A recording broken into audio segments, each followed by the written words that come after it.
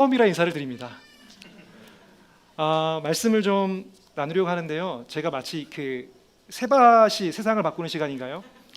그 강사가 된 느낌이에요. 이 헤드셋이 주는 그 힘이 참 크네요. 15분 이내에 맞춰야 되겠나라고 하는 그런 압박감도 있고요. 그렇습니다. 네, 세상에 그럴 일은 없을 것 같고요. 오늘 주어진 시간 동안 말씀을 좀 잘 나누기를 제가 간절히 바랍니다. 여러분들도 함께 저와 말씀을 받으실 때에 이의가 있으신 분들은 나중에 개인적으로 이의가 있으시다 이렇게 말씀해 주시고요. 또 같이 질문하고 같이 이야기하고 같이 토론하는 그런 시간이 이후로도 앞으로 쭉 있었으면 좋겠습니다. 그러나 어쨌든 한 주간 동안 하나님께서 저에게 주시는 귀한 시간인 만큼 잘 준비를 했습니다. 그래서 제가 바울처럼 하나님께 받은 계시의 말씀은 아니지만 제 이성과 지성과 영성을 다하여서 말씀을 준비했고요. 제가 받은 말씀입니다. 그렇기 때문에 다른 견해가 있을 수 있습니다. 그래서 그 견해에 대해서 또 자유롭게 이야기할 수 있는 시간도 앞으로 있으면 더 좋겠다. 그런 말씀을 함께 나누기를 바라고요. 오늘 말씀이 더 나은 삶을 꿈꾸는 힘이라고 하는 이거는 지난주 우리 이주환 전사님 설교 말씀으로 증거해 주셨고요. 오늘 저희가 이제 누리는 힘이라고 하는 그 제목으로 말씀을 나누려고 하는데요. 원래의 제목은 이렇습니다. 더 나은 삶을 누리는 힘, 진실한 공동체. 이 제목입니다. 저는 그 누구보다도요 진실한 공동체를 찾기 위해서 아직도 죄송합니다만 이 나이를 먹도록 찾고 있는 사람 중에 한 사람입니다. 더 나은 삶을 누리는 공동체를 찾아서 우리 하나님께서 여기까지 저를 인도해 주셨습니다. 제 아내에게 물어보니까 우리가 2013년도일까요? 12년도일까요? 그때 호주로 떠났던 적이 있죠. 뉴질랜드로 떠났던 적이 있죠. 언제였습니까? 벌써 제 기억 속에 가물가물한 시간인 것 같더라고요. 대략 정확하게 7년 전의 일인데요. 잠깐 사진을 준비했고요. 사진을 보시면서 제가 7년 전에 이렇게 가족을 이끌고 이러한 보다 나은 삶을 누리기 위해서 공동체를 찾았다라고 하는 것들을 좀 나누어 보려고요. 사진을 좀 준비했습니다. 사진 처음에 보시면은요. 되게 의사 같죠. 제가 페인트 칠을 했습니다. 가서 보이시면 나무가 보이는데요. 저 나무에다가요. 한 10번 정도 계속 덧칠을 합니다. 덧칠을 하면 간판을 만드는 기본 재료가 되는 거거든요. 이 재료 위에다가 새기기도 하고 붙이기도 하고 금박을 하기도 하고요. 그래서 간판을 만드는데요. 저는 별로 기술이 없어서요. 제일 그 꼬맹이들도 할 수 있는 일들을 저기 공동체에서 부탁을 받고 하게 됐는데요. 여기 공동체는 호주에 있는 브루드호프 공동체라고 하는데요. 다음 사진 보시면은요. 저와 함께 일했던 젊은 친구들입니다. 쟤네들은 무슨 말을 하는지 알아들을 수가 없어요. 되게 발음이 정말 저로서는 되게 힘들었던 한때인데요. 그 다음 사진을 보시면요. 여기 제 왼쪽에 어르신이 계신데 저희 가정을 돌봐주었던 우리 형제의 아버님 되시는데요. 저분은 정말 배려가 하늘을 찔러서 정말 아주 천천히 말씀을 해주셔가지고 제가 이제 모르는 건 적어가면서 이렇게 그런 뜻이었군요라고 감사했던 분이신데요. 참 그 민감성과 유연성이 있으신 분이세요. 성령이 아니고서는 상대방을 향한 그런 배려를 할 수 없거든요. 유연성과 민감성이 충만하신 우리 어른이시고요. 제 오른쪽에 있는 형제는 18살인데요. 저희 선생님이세요. 그래서 제가 잘못 칠하고 있다 그러면 혼내주고 똑바로 칠하라고 하는 저희 선생님. 그래서 제가 한 달 동안 거하면서 우리 조나단이라고 하는 저 선생님께 제가 많은 걸 배웠습니다. 그리고 다음 사진 보시면은요. 저희 여기 애가 여기 안에 없어요. 다행인데요. 저희 그 막내인데요. 북한에서 온 애 같아요. 그래서 약간 좀 불쌍하더라고요. 그 사진을 지금 제가 어저께 쭉 한번 훑어봤는데요. 참 불쌍하게 보냈구나. 손에 쥔 게 뭐냐면요. 다음 사진 보시면은요. 저렇게 놀았어요. 우리 애들이요.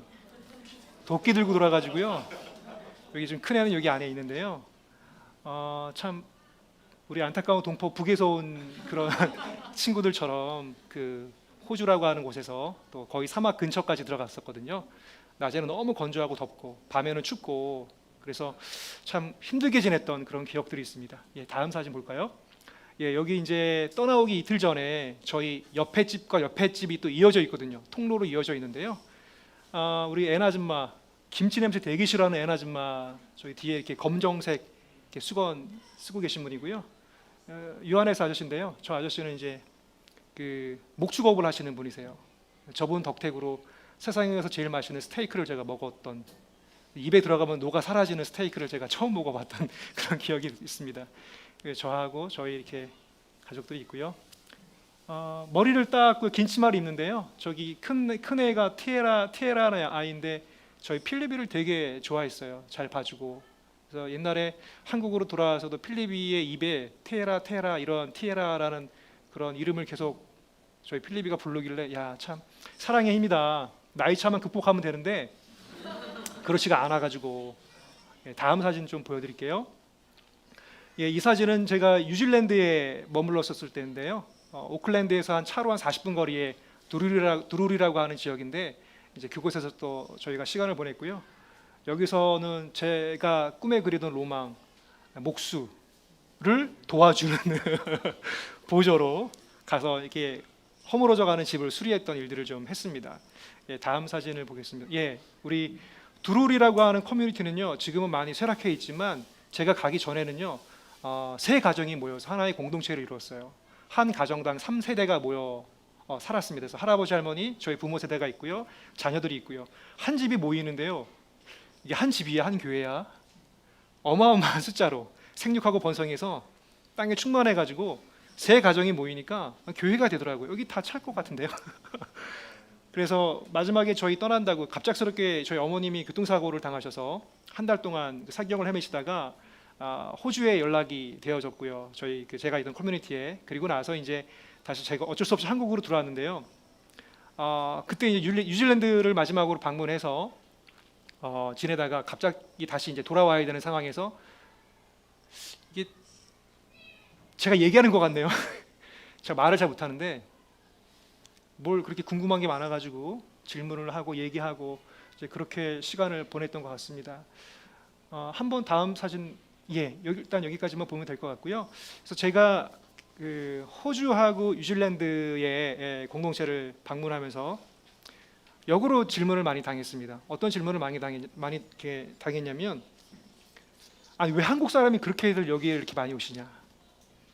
예, 제가 갔던 곳은 호주라고 하는 곳이고요. 저는 원래 이제 미국으로 가려 했으나 비자 문제 때문에 못 갔고요. 영국으로 가게 될 수밖에 없었던 상황이었는데 영국에서도 한창 공사가 진행되어서 저희 가족을 받아줄 수 있는 공간이 없었어요. 그래서 호주에 안내를 받고 호주에 있는 공동체를 가게 되는데요. 영국이든 호주든 똑같은 질문을 하는 겁니다. 우리 공동체에는 서구, 우리가 말하는 서구에 있는 멤버들은 오지 않는다. 믿는 이들은 오지 않는데 유독 아시아 사람들이 많이 방문을 합니다. 그런데 폭발적으로 한국에 믿는 크리스찬들이 방문을 합니다. 이유가 뭘까요? 저한테 물어봐요. 예, 저도 똑같은 답을 했죠. 한국 교회가, 한국 교회 공동체가 건강하지 못하기 때문일 거다라고 그렇게 제가 이야기를 했습니다. 저도 보다 나은 신앙의 삶을 누리기 위해서 계속 찾고 떠나면서 도대체 성경에서 말하는 그러한 공동체가 어디에 있을까, 어떻게 누리며 만들어갈 수 있을까라고 하는 고민을 상당히 많이 했거든요. 지금도 고민하고 있고요. 그럼에도 불구하고 이곳 커뮤니티에서는 더더욱이나 궁금한 거였었어요. 너도 오니? 너 목회자라며 너도 오니? 라고 하는 이야기를 들었을 때 되게 심각하다, 정말 심각하다라고 하는 도전을 받았습니다.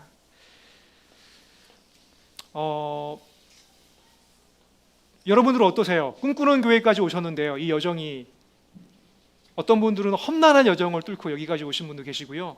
또 지난번에 소감문을 제가 읽고 또 소감문 발표하시는 걸 들으면서 정말 대단하신 분들이 찾고 찾아서 이곳에 오셨구나라는 그런 마음을, 저와 같은 동병상련의 그런 비극은 아니죠.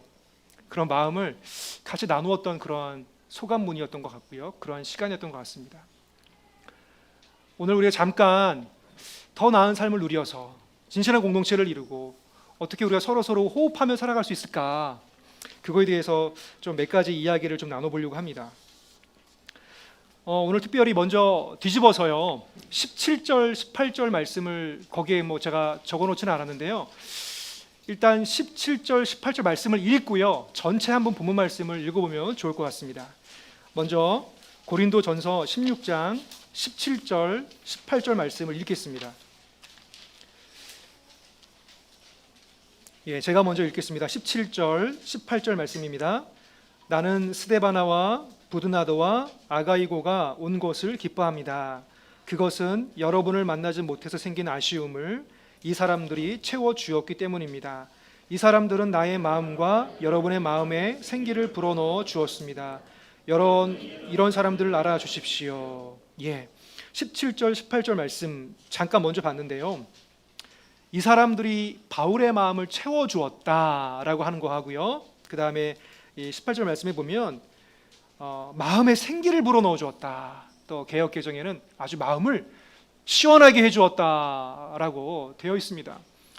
신앙생활 별거 있습니까? 교회 가서 예배 드리는 거 별거 있습니까? 그저 일주일에 한번 예배 드리고 집에 가고 목사님께 인사드리고 우리 성도들과 인사드리고 그렇게 그냥 신앙생활 일주일에 한번 교회 나와서 예배 드리면 다 하는 것으로 그냥 그렇게 삶을 살 수가 있어요. 근데 저는 그게 아닐 것 같은데 우리가 성도와 서로 함께 교통하고 살아가는 것이 과연 그렇게 일주일에 1회 썬데이라고 하는 것에 매몰되어서 과연 진실한 공동체를 이룰 수 있을까? 전혀 그렇지 않다라고 생각을 해요. 오늘 바울은요 그냥 살아가면 될 만한 사람들 사이에서 자기의 마음에 생기가 채워졌다라고 하는 그 느낌을 받았다는 거예요. 생기, 시원케 됨을 경험했다라고 하는 거예요, 바울이. 그리고 채워주었다라고 하는 거예요. 아쉬움을 채워주었다. 그러니까 지금 내가 머물고 있는 수준보다 더 나은 삶이 있고 그 나은 삶을 바울은 그의 삶 속에서 맛보았다라고 하는 거예요. 저는 이것이 바로 진실한 공동체라고 생각해요.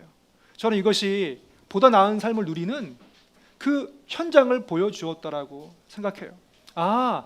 이 본문을 택해서 이 본문을 갖고 우리 5월달 말씀 시리즈가 위기 속에서 교회의 본질을 묻다. 오늘 진실한 공동체 나눌 건데 바로 이것이 아닐까. 우리는 그저 세상의 수많은 교회가 혹은 주일에 먼지 털어서 성경책 가지고 나오는 그런 성도로 살기를 다짐한 사람들이 아니라고 저는 믿습니다. 보다 나은 공동체 속에서 내가 주님과 함께 더불어 우리 형제와 자매들과 함께 삶을 나누고자 이 자리에 모였다라고 저는 믿습니다.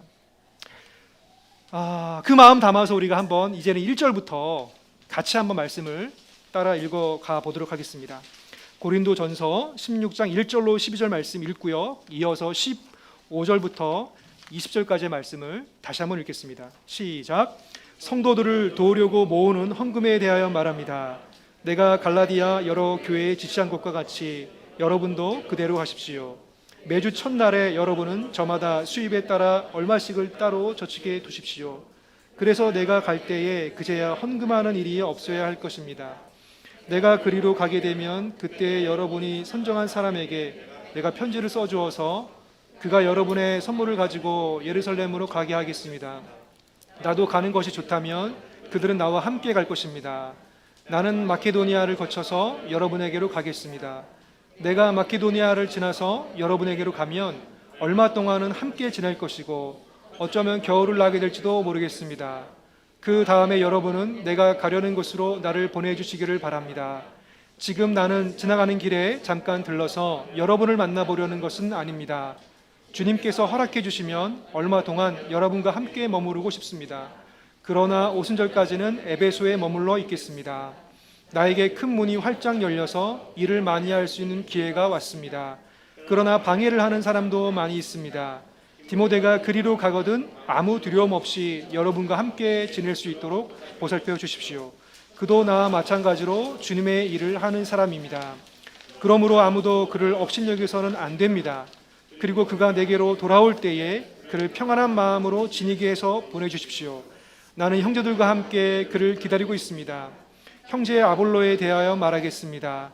내가 그에게 다른 형제들과 함께 여러분에게 가라고 여러 번 권하였지만 그는 지금 갈 마음이 전혀 없습니다. 그러나 적절한 때가 오면 갈 것입니다. 형제자매 여러분, 나는 여러분에게 권합니다. 여러분이 아는 바와 같이 스데바나의 가정은 아가야에서 맺은 첫 열매요, 성도들은 섬기는 일에 몸을 바친 가정입니다. 그러므로 여러분도 이런 사람들과 또 그들과 더불어 일하고 함께 수고하는 각 사람에게 순종하십시오. 나는 스데바나와 부드나도와 아가이고가 온 것을 기뻐합니다. 그것은 여러분을 만나지 못해서 생긴 아쉬움을 이 사람들이 채워주었기 때문입니다. 이 사람들은 나의 마음과 여러분의 마음에 생기를 불어넣어 주었습니다. 여러분은 이런 사람들을 알아주십시오. 아시아에 있는 교회들이 여러분에게 무난합니다.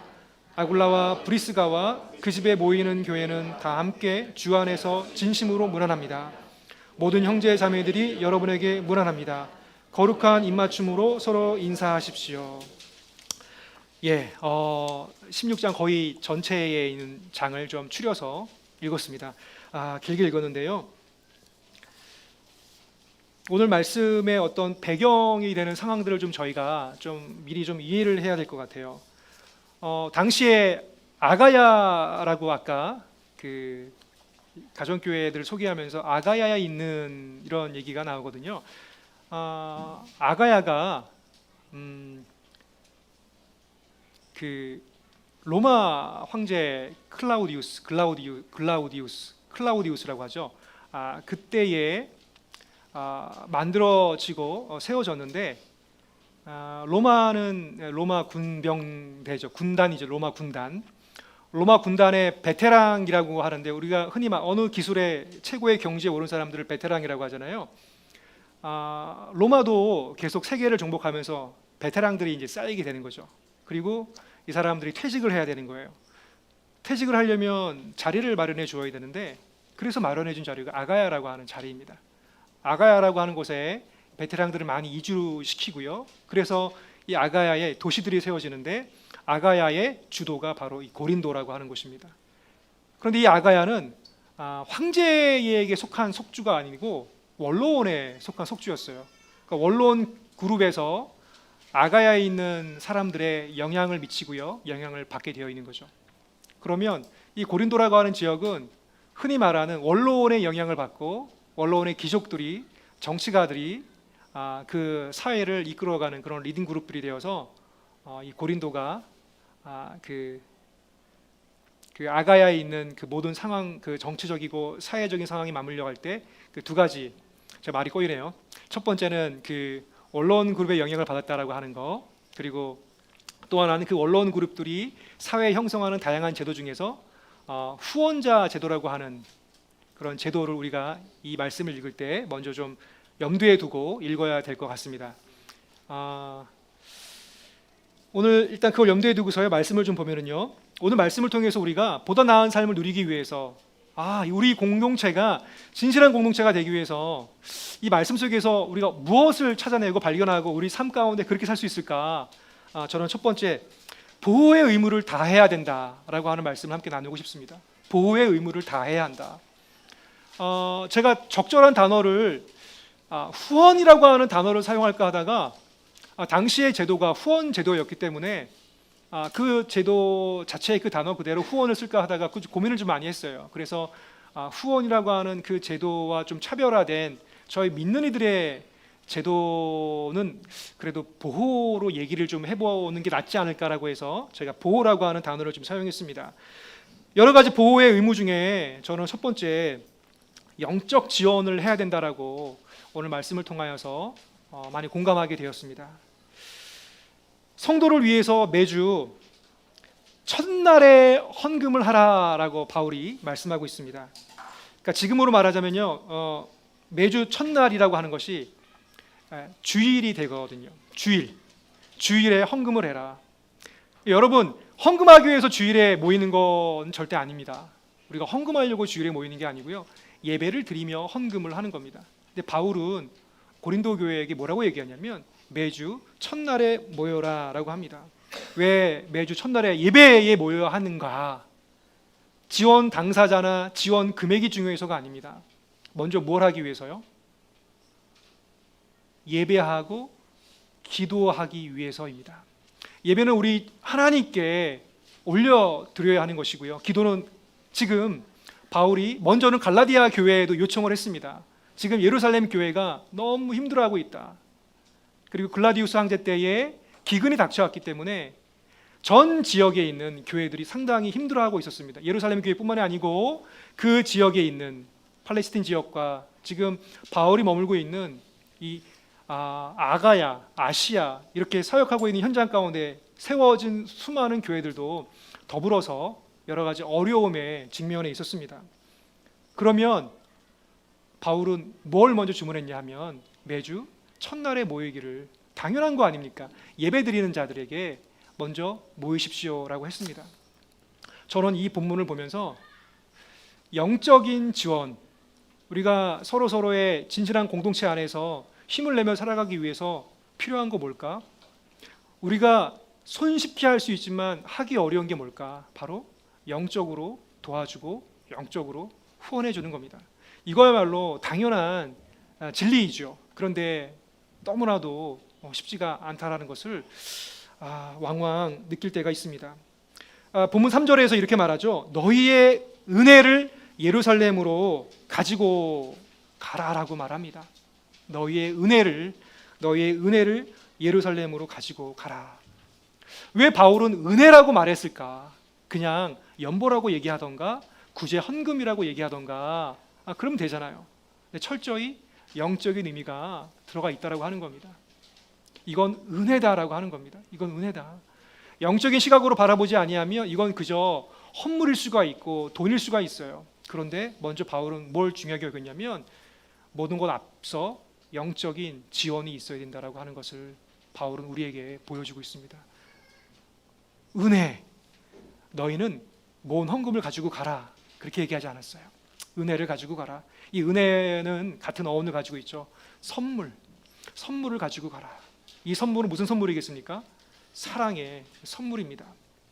그래서 바울은 먼저 우리는 이 본문을 1절부터 쭉 읽어 나아갈 때 연보를 하라고 하는구나. 예루살렘 교회가 지금 상당히 어려운 상황 가운데 처해 있기 때문에 바울이 물질적으로 헌금해서 도우라라고 이야기하는 그 말씀을 먼저 찾겠지만 본문 말씀을 깊이 있게 묵상하다 보면 이것이 그냥 그렇게 되어지는 게 아니구나. 은혜라고 고백하는 것, 그것은 물질적으로 육적으로 바라보아서는 보이지 않는 사랑의 선물, 즉 영적인 기도와 후원이 먼저 있어야 됨을 우리에게 보여주고 있습니다. 그리고 나서 바울은 물질적 지원, 이 물적 지원을 다하라라고 말합니다.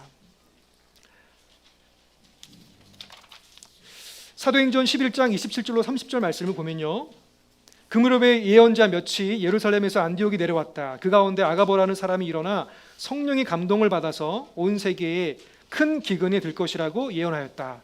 바로 그 기근이 글라우디오 황제 때에 들었다. 그래서 제자들은 각각 자기 형편을 따라 몫을 정하여 유대에 사는 신도들에게 구제 헌금을 보내기로 하였다. 그들은 그대로 실행해서 바나바와 사울 편에 그것을 장로들에게 보냈다. 자, 11장 사도행전 11장에서도 보면요, 글라우디오 황제 때에 기근이 들었다라고 이야기하고 있어요. 그리고 누구 편으로요? 바나나가 아니죠. 바나바와 바울 편에 먼저 구제 헌금을 보냈어요. 그리고 나서 이 기근 이후에 또다시 헌금을 작정하게 한 것이죠.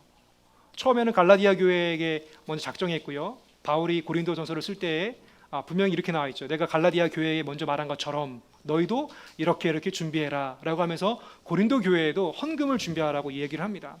영적으로 기도하고 지원하고 후원했다 그러면 그 다음에 곧 이어서 따라 나오는 게 뭐냐면 물적 지원인 거구나. 사람이 기도하는 데에 말로만 할 수 없다라고 하는 거거든요. 사람이 기도하고 꿈꾸는데 그것이 입술로만 되어지지 않는다라고 하는 거거든요. 우리가 그냥 지금 내 삶이 좋아, 오케이 이 정도면 충분해 라고 말하면 그 말로 끝낼 수 있어요. 그런데 그것보다 나의 마음을 시원케 하고 우리 주님의 마음을 시원케 하고 우리 형제 자매들의 마음을 시원케 하고 생기를 불어넣어주기 위해서 우리가 그냥 말로만 할 수 있겠냐라는 것이죠. 바울은 뭐라고 얘기하냐면 물질적으로도 후원하라고 얘기합니다. 오늘 말씀에 잘 번역은 잘 안 되어 있지만 오늘 본문 말씀을 보면 그 2절 말씀 보실까요? 매주 첫날에 여러분은 저마다 수입에 따라 얼마씩을 따로 저축해 두십시오라고 하는 말씀이 있습니다. 여러분은 저마다 수입에 따라서 얼마씩을 따로 저축해 두십시오. 그런데 여기에 생략된 두 단어가 있습니다. 뭐냐면 바로 자신 곁에라고 하는 겁니다. 자신 곁에 따로 모아 두어라라고 하는 겁니다. 이 본문을 이렇게 이해하셔야 됩니다. 이제 잘 그림을 그려보시면요, 매주 첫날에 나와서 예배합니다. 그리고 어려운 형제와 자매들을 위하여서, 이웃들을 위하여서, 우리 형제 자매 교회를 위해서 기도하는 거예요. 기도하는데 바울은 뭐라 그러냐면, 자, 매주 자신 곁에다가 따로 모아 두어서 라고 이야기를 합니다. 따로 모아 두어서. 그리고 내가 갈 때 다 거두어서 갈 수 있도록 마련을 해달라고 얘기를 하는 겁니다. 자신 곁에 두었다라고 하는 것들이 생략되어져 있는데, 그게 생략되어져도 본문은 이해하는 데 어려움이 없어요. 그런데 자신 곁, 이게 너무나도 중요하죠. 우리가 항상 머리로 생각하고 마음으로 생각하고 기도하면서 생각해요. 그런데 뒤돌아서면 잊어버려요. 아침에 열심히 기도하고 큐티했어요. 한 점심 먹고 나서 다 까먹어버려요. 그리고 저녁에 잠자리에 딱 드는데 내가 뭐 했지? 구체적으로 오늘 나의 삶을 적용했는데요, 하나도 안 했네. 또다시 오늘의 적용이 내일의 적용으로 갑니다. 그런 삶이 계속 3일마다 반복되는 거예요. 작심삼일. 계속 우리 신앙에 작심삼일이 있거든요. 근데 바울은 뭐라 그러냐면 자신 곁에 두라라고 얘기해요. 대단하지 않습니까? 헌금하십시오라고 얘기했는데 어떻게 헌금하라고 얘기하냐면 매주마다 곁에 두라는 거예요. 모아서 곁에 두라라고 하는 거예요. 예전에 저희 어렸을 때 생각이 나요. 어렸을 때 단칸방 사글세 단칸방에 살았던 기억이 있어요. 그 골목길에 이렇게 쭉 있으면은요, 주인집 파란 대문은 옆에 있고요, 그 골목길에 옛날에는 쓰레기통도 밖에 나왔던 것 같아요. 그 골목길 그 담벼락에 쓰레기통이 이렇게 있으면 위에서 넣어버리면 수거하시는 분들이 아래 열어가지고 이렇게 꺼내서 가져갔던 그 쓰레기통 기억이 나고요. 그 벽에 따라서 계단이 이렇게 하나, 둘, 세 계단 올라가면 문을 여는 데가 있어요. 이제 그러면 거기에 이제 새들어 사는 사람들이 사는 곳이죠. 지금도 제 기억에 딱 올라가서 문을 탁 열면요, 바로 정말 조그만 이렇게 부엌이 있어요. 부엌이 찬장이라고 하죠. 그게 있고 부엌이 있고요. 제가 나이 이렇게 먹은 사람 아닌데 좀 새롭게 들리시는 것 같아요. 골로 같은 게 있어요. 저 아세요? 지금 모르신다고 이렇게. 제가 나이 많지 않거든요. 골로가 있는데요, 육각형 성냥 그 통에서 딱 꺼내가지고 탁 해가지고 이렇게 딱 들어가지고 이렇게 붙인 다음에 이렇게 해가지고 참. 그 골로 옆에 항아리가 있었어요. 항아리가 있어서 저 어머니께서 밥을 할 때요, 밥을 또 골로에 냄비에다 하거든요. 노란색 그 양은 냄비 있잖아요. 거기다 이제 밥을 하는데 저희 어머니가 항상 밥 한 그릇 쌀을 거기다 계속 부었어요. 성미라고 하는 거죠, 성미. 근데 자신 곁에 두다라고 하는 것이 저는 그런 거라 생각해요. 저희 어머니가 밥할 때마다 갑자기 눈물이 나려고 하죠. 밥할 때마다 우리 정말 어렵게 사는 성도들을 위해서, 당시에는, 지금은 어렵지 않습니다. 저희 성도들이 목사님들을 바라볼 때마다 막 저처럼 지금 막 눈물이 나려고 그러는데 막 눈물을 흘려가면서 우리 목사님 지금 식사는 우리는 이렇게 밥을 먹는데 목사님들은 식사를 하실까?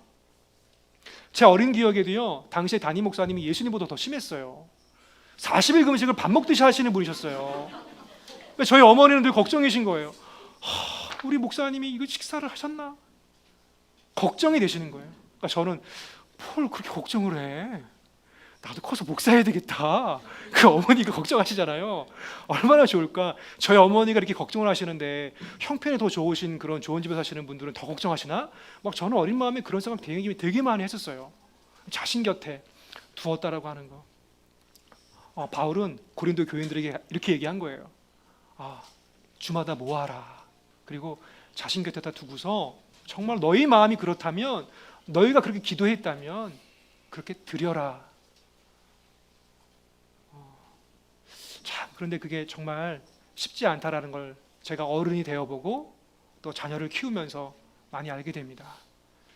오늘 아침에도 잠깐 목사님과 얘기를 나눴지만 저희 선배 목사님들은 그렇게 어려운 가운데서도 정말 헌금을 무슨 헌금하는 버릇이 들었는지 헌금하는 습관이 들었는지 헌금을 그렇게 많이 하셨어요. 저는 감히 참 훌륭한 앞세대 선배들의 모범을 많이 배웠구나. 정말 목사님을 그렇게 불쌍하게 생각하는 성도들이 있는가 반면에 성도님은 이 교회가 너무 안타까워서 자기가 교인이 정말 목사님 위해서 드렸던 물질들 그런 것들을 차곡차곡 모았다가 다시 교회에 내놓는 그런 모습들을 보면서 그 목사님의 그 성도다, 그 성도의 그 목사님이다라고 하는 그런 생각이 많이 듭니다. 갈수록 그런 목사님이 그리워지고 갈수록 왜 나는 그렇게 못할까, 참 연약하구나라고 하는 생각들을 해보게 되죠. 그래서 종종 흉내 내보기도 하는데 정말 쉽지 않구나라는 생각을 많이 해보게 됩니다. 근데 바울은 왜 이렇게 계속 강조하는 걸까요? 영적으로도 매주 첫날에 그 다음에 자신 곁에 두어서 모아서라고 얘기를 합니다. 그만큼 당시에 기근이 심했다라고 하는 거예요. 이 기근이 첫 기근은 4년 정도 흘렀는데요. 그 다음 기근도 찾아왔던 것 같아요. 그리고 이건 순수히 저의 아마추어적인 추측입니다만 바울이 자비랑으로 사역했던 바울이 나중에는 고린도 교회의 후원을 받을 생각도 하고 있습니다. 바울은 천막을 만드는 일을 했잖아요. 제가 볼 때는 중견기업 정도 되지 않았을까 생각이 되는데요. 어려웠던 것 같아요. 아무튼 그래서 상황이 중요했고 힘들고 어렵기 때문에 얘기한 거예요. 여러분들 영적으로 예배하고 기도하지만 물적으로도 도움이 합쳐져야 된다고 하는 것. 그런데 바울은 여기서 뭘 더 얘기냐면요, 이것은 몇몇 개인들이 해서는 안 된다고 하는 거예요. 공동체적인 지원을 해라라고 바울은 이야기하고 있습니다. 어떻게 이야기하고 있냐면 분명히 2절에서 뭐라고 얘기했냐면 각 사람에 따라서, 각 사람의 수입에 따라서라고 얘기를 합니다. 이건 어떤 위원회가 하는 게 아니고요, 어느 대표가 하는 게 아니고 어느 기관이 하는 게 아니라는 거예요. 고린도 교회에 있는 많은 가정교회에 각 사람에게 여러분들은 각자의 수입에 따라서 얼마씩을 저축해 주십시오. 여기서 말하는 사람들은 개개인 모두예요. 어느 한 가정이 아니에요. 아가야에 있는, 특별히 고린도의 교회에 있는 스데바나 집의 가정교회만 말한 게 아니고요, 아가이고가 혹시 가정교회를 했더라면 그 아가이고에 있는 가정교회에 얘기한 게 아니고요, 부드나도가 가정교회를 했다면 그 가정교회에 얘기한 게 아니에요. 모두가 속하여 있는 각 사람에게 한 명도 빠짐없이 여러분의 수입에 따라서 꼭 헌금을 하십시오라고 말하고 있는 겁니다. 영적으로 기도하고 물적으로 후원하고, 그것은 나 혼자만이 아니고 부유한 사람만이 아니고 가난한 몇몇 사람들만이 아니고 마음이 동하는 사람 몇몇이 아니라 전체가, 공동체가 이 일을 감당해야 하고 이 일을 힘써야 된다라고 말씀하고 있습니다. 저는 이 말씀을 읽으면서 되게 궁금한 게 하나 있었어요. 뭐가 궁금했냐면 예루살렘 교회에 기근이 들었잖아요. 그래서 예루살렘 교회가 힘들어요. 너무 힘들고 어려워요. 그러면 예루살렘 교회가 그 지역에 있는 가난한 사람들을 안 도우면 돼요. 한번 생각해 보세요. 저희 성남시청 옆에 꿈꾸는 교회가 있잖아요. 저희 모이고 있어요. 만약에 저희 교회가 가난한 자들을 위해서, 그리고 우리 네트워크가 저는 잘 알지 못하지만 여러 가지 변혁 사역을 하고 있어요. 저희 안에 예산이 없고 재정이 없으면 안 해도 돼요. 안 해도 돼요. 그런데 예루살렘 교회는 어쨌든 모 교회는 바울이 모아두었던 헌금을 받았어요. 바울과 바나바가 안디옥에 있을 때에도 받았고요. 그 다음에 지금 갈라디아 교회나 고린도 교회에도 헌금하라 했어요. 그리고 고후 8장에 가보면 그 헌금이 전달되었어요. 약 1년의 시간이 흘러서 헌금이 모여졌고 전달이 되었어요. 예루살렘 교회는 그 헌금을 받았어요. 예루살렘 교회가 왜 헌금을 받았겠습니까? 당시의 초대교회는 어떤 사역을 했냐면 제일 처음 위에 둔 사역이 뭐냐면요, 가난한 자들을 구제하는 긍휼 사역을 했던 거예요. 그래서 7 저는 집사라고 하지 않는데요. 7명의 리더를 세울 때 왜 7명의 리더를 세웠어요? 사도들이 말씀과 기도에 전념해야 하는데 구제하기 위하여서 너무 바쁜 나머지 말씀과 기도에 전념할 수 없어서 7명의 리더를 따로 세운 거예요. 왜 세웠습니까? 구제하기 위하여서, 봉사하기 위하여서 세운 거예요.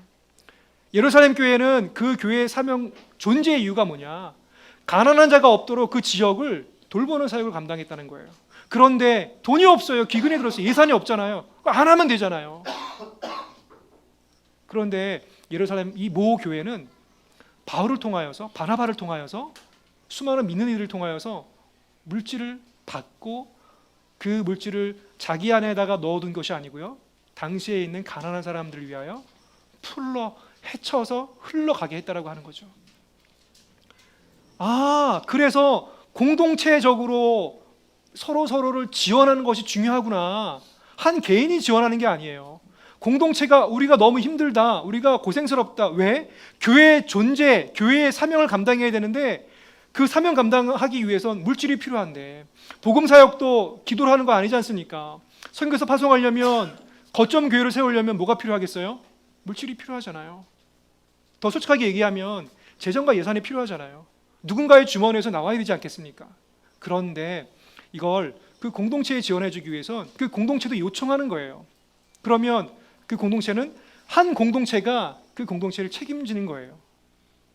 이럴 때 예루살렘 교회가 얼마나 보다 나은 삶을 누렸겠습니까? 그 지역 가운데 다른 이교라던가 다른 철학교라든가 다른 제사장들이 모여있는 기관은 궁핍할 수 있을지언정, 글쎄요, 고린도 교회와 갈라디아 교회 주변에 있는 어려움 당한 자들은 그래도 그 지역에서 보다 나은 삶을 누리지 않았겠습니까?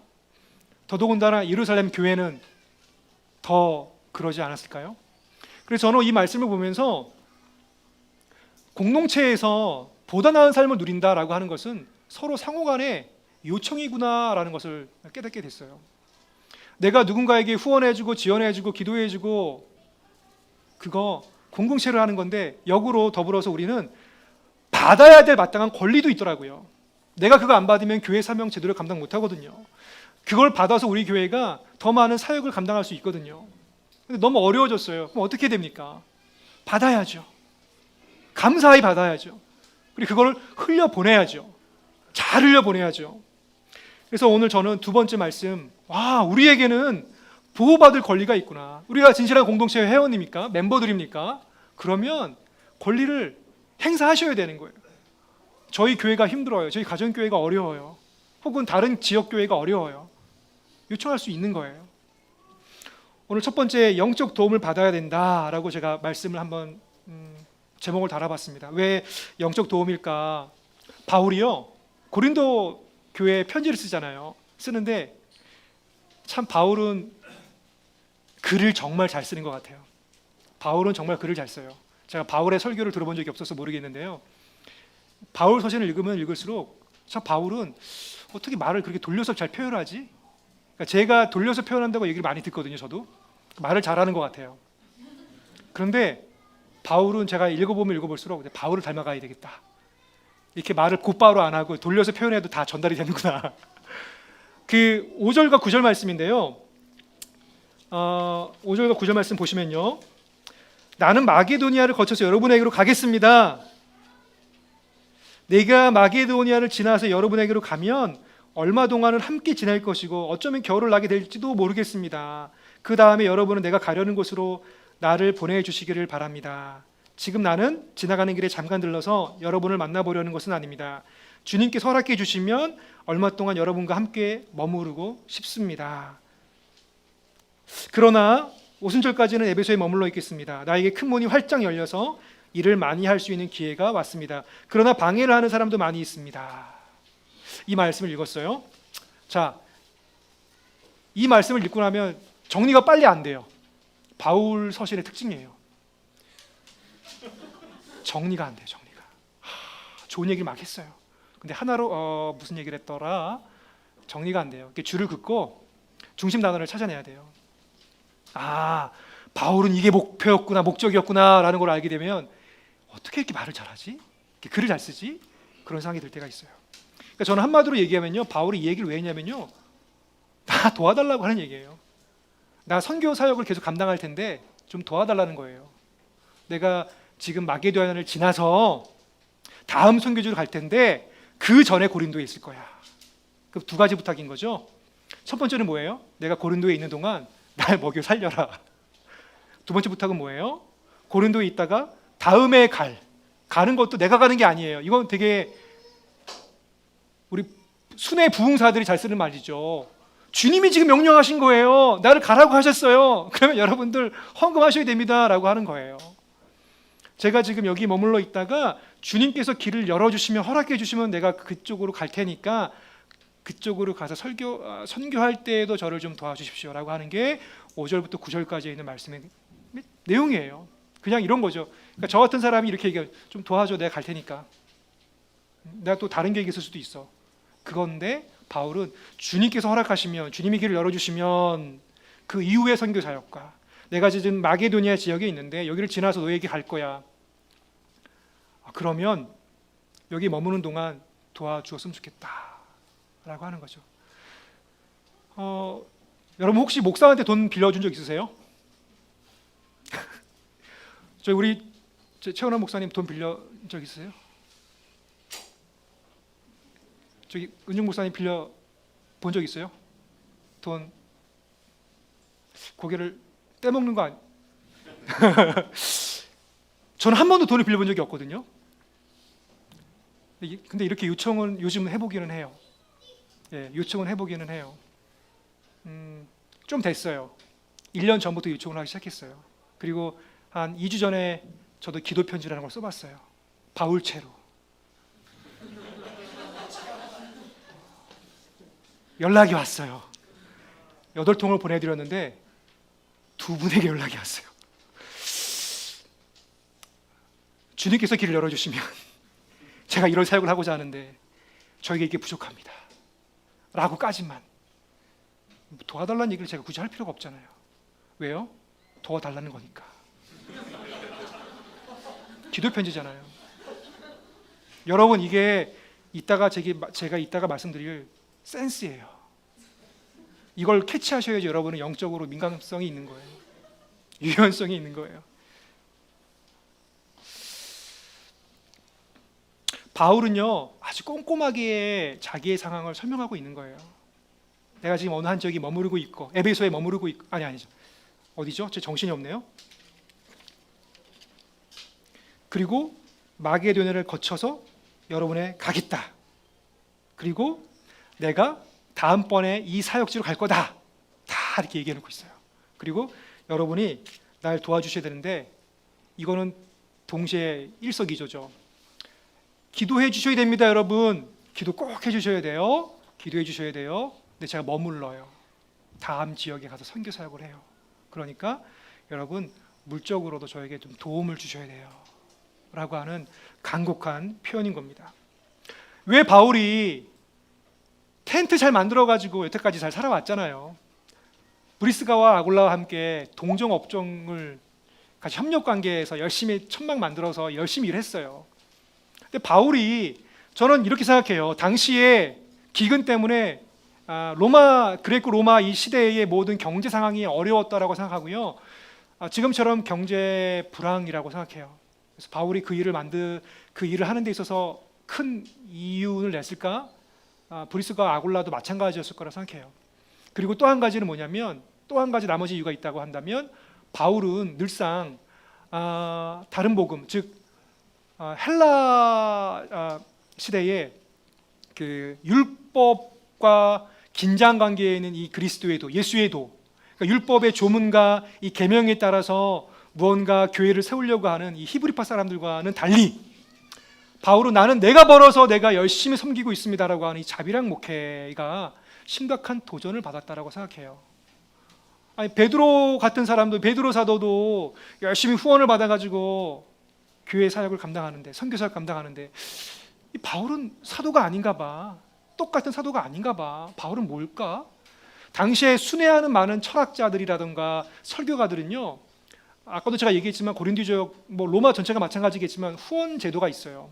그 후원 제도가 있으면 후원을 받았지 않습니까? 그러면 그 집에서 자녀들을 가리키거나 교육을 하거나, 그리고 절대적으로 후원해 주는 사람에게 필요시에는 그 후원자를 보증해 주는 역할도 감당을 해야 되는 거예요. 뭐 엉뚱한 얘기겠지만 후원해 주는 사람이 어떠한, 뭐 지금의 시대로 바꿔서 얘기하면 후원해 주는 사람이 이제 선거에 나가요. 선거 후보가 되었어요. 그럼 어떻게 됩니까? 그 후원을 받은 사람은 이분은 정말 대단하신 분이세요라고 대가를 돌려 드려야 되는 거예요. 주고 받는 거예요. 기브 앤 테이크이 당시의 후원 제도의 근간이었던 거예요. 그런데 바울은 받지도 않았어요. 바울은 교인들에게 받지도 않았어요. 괜찮습니다. 괜찮습니다. 제가 벌어서 목회하고 있습니다. 그러다 보니까 당시에 수많은 사람들이 바울은 좀 뭔가 달라. 당시의 철학자들이나 당시의 순회 설교가들은 다 후원 받아서 설교하고 후원 받아서 가르치고 후원 받아서 교회의 사역들을 감당했는데 바울은 사도가 아닌가 봐라고 하는 그런 오해를 많이 받았어요. 저는 이 두 가지 모두가 작용되어서 바울이 이번에는 고린도 교회에게 청했던 것 같아요. 나를 위해서 기도해 주십시오. 나를 위해서 물질을 좀 허락해 주십시오라고. 나도 사도입니다 라고 이야기하는 것이죠. 우리 말씀 보면요, 고전 9장 1절 말씀이 이렇게 있습니다. 내가 자유인이 아닙니까? 내가 사도가 아닙니까? 내가 우리 주 예수를 뵙지 못하였습니까? 여러분은 주님 안에서 내가 일해서 얻은 열매가 아닙니까? 또 로마서 15장 24절 말씀에 지나가는 길에 여러분을 만나보고 잠시 동안만이라도 여러분과 먼저 기쁨을 나누려고 합니다. 그 다음에 여러분의 후원을 얻어 그곳으로 가게 되기를 바랍니다. 자, 로마서 15장 24절에도 이 후원이라고 하는 단어가 나오는데요, 당시에 이거는 그리스도인의 의무였어요. 바울이 후원 좀 해주시겠습니까? 라고 하는 것도 있지만 이것이야말로 당시 초대교회 그리스도인의 의무 중에 하나였어요. 제가 근거 없이 보호의 의무를 다하십시오라고 말씀드린 게 아니고요. 그래서 패트로니즈라고 하는 이런 제도가 있었어요. 후원하는 제도가 있었어요. 근데 바울은 그 제도를 지금은 10분 활용하여서 내가 자비량으로 목회했지만 이제는 여러분에게 받고자 합니다라고 말씀을 드리는 거예요. 저는 이 말씀이 지금 시대의 목회자들과 교회에게 주는 말씀이라고 생각해요. 10년 전에는 제일 좋은 교회가 무슨 교회였습니까? 건물이 없는 교회가 제일 좋은 교회였어요. 강당에서 예배드리는 교회가 제일 좋은 교회였어요. 그런 교회에서 예배를 드리면 내가 왠지 좀 괜찮은 사람인 것 같아요. 그런 교회 하면 그 목사님은 참 내가 되게 오픈마인드가 있고 열려있고 좀 먼저 시대를 앞서간다라고 생각하시는 것 같아요. 그때는 그럴 수 있죠. 그런데 건물이 없는 게 과연 좋을까요? 바울의 목회를 비관한 예로 들어서 계속해서 바울이 언제까지 자비량으로 목회할 수 있을까요? 제가 여러분도 아시겠지만 호남 목사님 동생이에요. 나이가 많지 않습니다. 제가 언제까지 바울처럼 일해서 살 수 있을까요? 사람 인생은 그렇지 않잖아요. 또 하나님 나라 일을 감당한다라고 하는 것이 내 능력과 역할에 따라서 할 수 있다면 90세, 100세까지 제가 일을 해가지고 교회를 위해서 없어요. 그렇게 할 수가 없어요. 무엇입니까? 바로 그 때와 상황에 맞추어서 적용해야 된다라고 하는 거죠. 바울은 너무 유연하고 너무 민감해요. 잘 캐치해내는 것 같아요. 자, 건물 없는 교회가 진짜 교회입니다. 저희 찬성하시는 분 계신가요? 목사님은 자기가 다 벌어서 목회해야 됩니다. 찬성하시는 분 계신가요? 그럴 수도 있지만 안 그럴 수도 있고요. 건물을 가질 수도 있지만 형편이 안 돼서 못 가질 수도 있고요. 다양한 이유가 있어요. 다양한 필요가 있는 거예요. 그 지역 교회에, 그 해당 교회에 필요가 있는 거예요. 저는 그래서 이 말씀을 갖고 우리가 함께 서로 호흡할 때 정말 토론했으면 좋겠어요. 와, 우리 꿈꾸는 교회는 어떠한 가치를 갖고 어떠한 목표를 갖고 힘써야 될까? 또 기회가 있을 때 그런 말씀들을 전해주시고, 그래서 함께 공동체가 이 같은 방향으로 달려갈 수 있기를 바랍니다. 그래서 마지막으로 우리 보면요, 공동체적인 도움을 받자라고 하는 말씀을 좀 나누고 싶습니다. 바울은 고린도 교회에 편지하지만 아까도 얘기했지만 헌금 모으는 것도요, 헌금하십시오라고 하는 것도요, 어느 한 사람에게 부탁한 게 아니거든요. 고린도 교회 전체, 각 가정교회에 있는 모두에게, 각 개인에게 이 말씀을 한 거고요. 부유한 사람에게 한 게 아니에요. 가난한 사람도 그 가난한 사람의 수입에 따라서 하라고 했어요.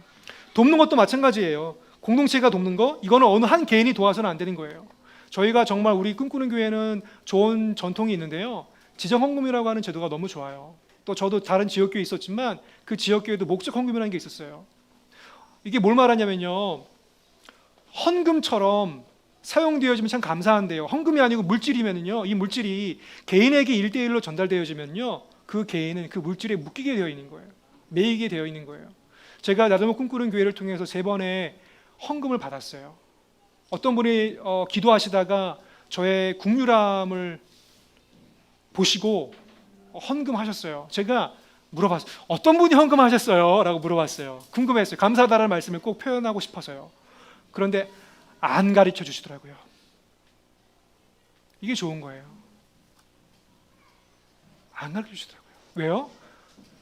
개인이 헌금하지만요, 헌금은 공동체 거예요. 그 개인이 개인에게 헌금을 전달하는 건 참 위험하다고 생각해요. 왜요? 전달해 주시는, 받는 분은요, 주시는 분에게 매일 수 있거든요. 우리는 개인에게 매이는 게 아니고 누구에게 매여야 됩니까? 진실한 공동체와 하나님의 교회에 우리는 속해 있는 형제 자매들인 거예요.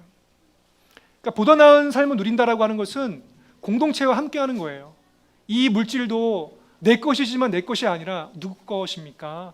공동체에 속해 함께하고 계신 하나님이 우리에게 주시는 거거든요. 그러니까 이건 공동체 거예요. 내 것이나 공동체의 것이에요. 너무 좋은 전통을 우리가 잘 활용하여서 힘써서 어려운 사람들에게 잘 흘려보낼 수 있는, 공동체가 흘려보낼 수 있는 그런 귀한 사역들을 감당할 수 있기를 바랍니다. 우리 김혜환 목사님 제주 행원교회에 계신데요, 꿈꾸는 교회를 통하여서 흘러갔잖아요. 얼마나 감사해요. 또 지정 헌금하셔서 김혜환 목사님께 헌금하신 분도 계신 걸로 제가 알고 있어요. 흘러갔잖아요. 김혜환 목사님이 그러면 그 개개인에게 매일까요? 절대 그렇게 매인다면 사람의 종이죠. 꿈꾸는 교회, 꿈꾸는 공동체, 여기에 속한 하나님 아버지에게 매이는 거잖아요. 그럼 그곳에서 열심히 사역 감당하는 거 아니겠어요? 참 아름답고 귀한 전통이다. 그래서 공동체로 돌보는 것이야말로, 공동체로 도움을 요청하는 것이야말로 오해가 없구나라는 것들을 오늘 이 본문을 통해서 우리가 잘 알 수 있습니다. 자, 이제 마지막으로 우리는 보호해달라, 또 보호를 받고 싶다, 의무와 권리 전부 다 취할 수 있는데요, 여기에서 제일 중요한 게 뭐냐면, 정말 잘 살아보자라고 힘썼는데 균형을 잃어버리면 큰일 나거든요. 꿈꾸는 교회가 이 시대 교회 중에서 정말 진실한 공동체를 이루고 진정한 공동체를 이루고자 애쓰는데 뭔가 핀트가 잘 안 맞는다라고 한다면 만약에 어떻겠습니까? 이 균형이 되게 중요하다라고 하는 거죠. 좋은 아이디어가 있고요, 좋은 제도와 방법이 있는데요, 그것이 균형이 맞지 않으면 꼭 어디에선가 아파하는 문제가 생긴다라고 하는 겁니다. 그래서 저는 이 문제를 갖고 고민을 많이 했는데요, 오늘 말씀 속에서 첫 번째 좀 찾아볼 수 있는 게 뭐냐면, 사랑에 기초한 민감성과 유연성을 우리가 가져야 되겠다라는 겁니다. 바울이 아마 바울의 모습을 좀 상상해 보면요, 그림은 좀 덜어 남아 있는 게 있지만 그게 바울인지 모르겠어요. 되게 좀 이렇게 좀 말랐을 것 같다라는 생각을 하기도 해요. 바울이 좀 말랐겠다. 그렇다고 뭐 신경질적이다라는 건 아니고요, 예민하겠다라는 생각을 해보게 돼요. 바울이 좀 예민한 사람이겠다. 오늘 제가 민감성과 유연성이라고 뽑았는데요, 바울이 어떻게 얘기하냐면요, 아까 본문에 보면요, 여러분 3절 말씀입니다. 3절 말씀 보면, 내가 그리로 가게 되면 그때 여러분이 선정한 사람에게 내가 편지를 써주어서 그가 여러분의 선물을 가지고 예루살렘으로 가게 하겠습니다. 그 다음 또 중요합니다. 나도 가는 것이 좋다면 이라고 되어 있어요. 바울이 미리 1년 전에 고린도 교회에게 얘기합니다. 헌금을 모으십시오. 1년 전에 이렇게 얘기했어요. 그리고 처음에 이렇게 얘기합니다. 이 헌금을 가지고 갈 사람들을 여러분들이 먼저 추천해 주었으면 좋겠다라고 먼저 얘기하고요, 그 다음에 만약에 여러분이 괜찮다, 좋다라고 여기게 되면 나도 그때는 같이 가겠다라고 얘기합니다. 바울이 고린도 교회를 개척했어요. 개척자예요. 개척 목사예요. 그리고 그 이후에 아볼로가 고린도 교회를 또 목양했었죠. 그리고 지금 현재는 아볼로는 다른 지역에 가 있고요. 얘기할 수 있어요. 내가 가지고 갈게. 얘기할 수 있지 않겠어요? 제가 열심히 교회 개척을 했어요. 정말 온갖 것 다 내어놓아서 희생하고 헌신해서 했어요. 헌금 그냥 내가 가져갈 수 있잖아요. 그런 정도의 신뢰관계가 없으면 어떻게 교회 하겠어요? 목회자를 믿고 성도를 믿고 내가 가져갈게 하면 되잖아요. 그런데 바울은 뭐라고 얘기하냐면 여러분들 중에서 헌금을 전달할 사람들을 뽑으십시오라고 얘기하는 거예요. 그리고 만약에 여러분이 좋게 여기시게 된다면 나도 그때 동참하겠다라고 하는 거죠. 더 나아가서 내가 여러분의 대표를 뽑았다면 그 사람에게 내가 추천서를 써주겠다라고 얘기하는 겁니다. 예루살렘 교회에 전달할 때 내가 써둔 추천서를 가지고 갔으면 좋겠다. 그냥 내가 하면 되는데 다시 한번 생각한 거예요. 배려가 넘치는 거예요. 목회자에게 참 이 덕목이 필요하겠다 생각돼요. 목자에게 아니면 교회 리더에게 이러한 덕목이 필요하겠다라고 생각되어져요. 보다 나은 삶을 누리기 위해서는 반드시 누군가의 한 번 더 생각이 필요한 거거든요. 한 번 더 고민이 필요한 거거든요. 이런 고민을 많이 하는 사람들은 전문의 목회자인 것이고요. 또 이와 같은 일들을 같은 현장 가운데서 현실 속에서 더 잘 이해할 수 있는 분들이 우리 함께 사역하시는 우리 사역자들이 있는 거죠.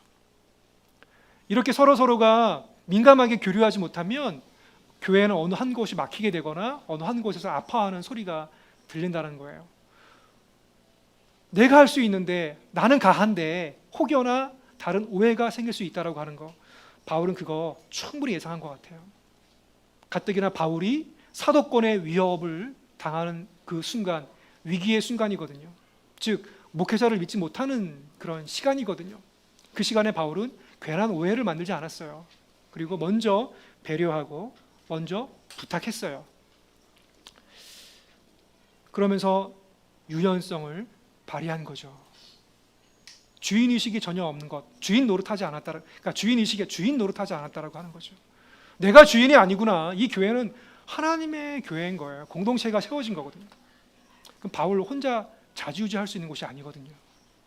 그래서 바울은 사랑의 기초에서 유연하게, 민감하게 현 상황을 정확하게 꿰뚫어 보고 있다라고 하는 사실을 우리에게 보여주고 있습니다. 그다음 바울은요, 동역자들과 함께 연합하여 귀한 사역을 감당했어요. 보다 나은 진실한 공동체를 누리는 건요 너무 어려운 것 같아요. 그런데 쉬워요. 왜요? 연합하면 됩니다. 동역자들을 발굴하고 동역자와 함께 연합하면 우리가 이 어려운 때에, 이 어려운 목회 환경 가운데에 힘든 일들을 열심히 감당할 수 있어요. 바울은 어떻게 연합합니까? 먼저 배려합니다. 디모데를 배려하죠. 디모데를 위한 배려가 상당히 깊었어요. 디모데가 걱정하지 않도록, 두려워하지 않도록 여러분들은 디모데를 잘 봐주시기를 부탁을 드립니다라고 하는 아버지 목사님이 아들 목사격인 디모데에게, 그리고 고린도 교회의 성도들에게 이러한 부탁을 하는 거예요. 디모데도 훌륭한 목양자인데 여러분들이 디모데에게 걱정할 일을 좀 주지 않았으면 좋겠습니다라고 하는 이 바울의 배려. 또 있죠. 아볼로를 위한 오해 방지. 아볼로는 상당히 유창한 언변을 가지고 있다고 얘기했어요. 이 아볼로를 누가 발굴합니까? 이 브리스가와 아굴라가 아볼로를 데려다가 예수 그리스도의 도를 가르치거든요. 그 전부터 이미 이 아볼로는 성경을 너무나도 잘 알고 있었어요. 언변에 유창했다고 되어 있어요. 그리고 아볼로는 고린도 교회의 목회자였었어요. 그런데 고린도전서를 읽어보면 고린도 교인들이 바울에게 어떠한 부탁을 했는지는 몰라요. 근데 저는 아마 이런 생각해봐요. 고린도 교회 교인들이 아볼로를 좀 다시 보내주십시오라고 했을 수도 있어요. 아볼로가 고린도 교회를 목회했었을 때 너무 재밌었거든요. 너무 재미나게 신앙생활 했거든요. 너무 행복하겠거든요. 그런 게 상상이 되어져요. 그래서 바울에게 부탁했을 수도 있어요. 편지 내용은 찾아볼 수는 없지만. 근데 바울은 이렇게 얘기해요. 이 바울의 대답을 통해서 역으로 추적해 보면 그렇겠구나라는 생각이 들어요. 아볼로가 여러분에게 정말 각오는 쉽기는 한데 지금은 때가 아닌 것 같다라고 얘기를 합니다 라고 바울이 애둘러 얘기합니다. 그러니까 저는 바울 같은 목양자를 선배 목사로 두었다면 참 좋겠다. 이 바울과 같이 이렇게 오해를 방지하고 배려해주고 민감하고 유연하게 우리 가정교회 상황을 캐치해서 정말 복받은 거죠. 은혜 받은 거죠. 정말 우리가 보다 나은 삶을 누리는 진실한 공동체 안에 있는 게 이렇게 행복하구나라는 걸 느낄 수 있는 거죠. 아볼로가 만약에 간다 하면 또 이 상황은 어떻게 벌어질까?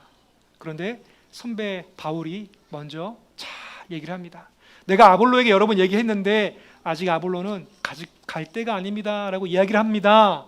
그것을 내가 여러분에게 전달해 드립니다 라고 바울은 편지하고 있는 거예요. 말씀을 좀 마무리하려고 합니다.